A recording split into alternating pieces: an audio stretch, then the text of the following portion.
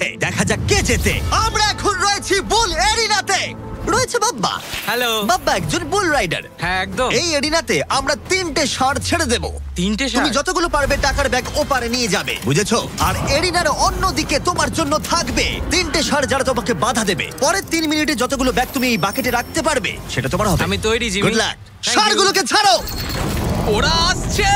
বাবা প্লিজ। ওরা গেট দিয়ে ঢুকেছে আর ওর দিকেই আসছে। আচ্ছা ওরা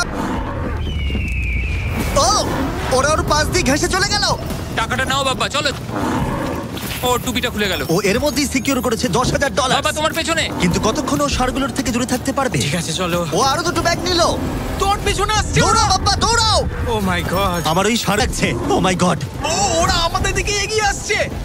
পালাও। দাঁড়াও না, ওর পেছনে যাও। আমার না। এদিকে বাব্বা কিন্তু হাসছে। এদিকে 3টে ষাঁড় তার দিকে তেড়ে আসছে। এই লোকটা খুব নির্ভয়ে বুলদের মাঝখানে দৌড়ে যাচ্ছে। এদের এক একটার ওয়েট প্রায় 680 কেজি করে। আমি এখন ওর মাথাটা ধরবো। আচ্ছা ও কি কোনোভাবে ষাঁড়গুলোকে ও। ভয় দেখানোর চেষ্টা করছে? এটা খুব মনে কঠিন। রাখবে প্রফেশনালদের সাথে এগুলো করবে না। ও মনে হচ্ছে চ্যালেঞ্জটা জিতেই নেবে। খুব ভালো, তুমি জিতে গেছো। $50,000 জন্য কনগ্রাটস। Thank you. টাকাটা কিসে খরচ করবে? নতুন একটা ট্রাক কিনবো। আমি কেন অবাক হচ্ছি না, কিন্তু এই ভিডিওতে পরে কে জিতবে সেটা দেখে তোমরা নিশ্চয়ই অবাক হবে। পরের চ্যালেঞ্জে রয়েছে 2টো পশু যারা তোমাদের শরীরের প্রত্যেকটা হাড় ভেঙে দিতে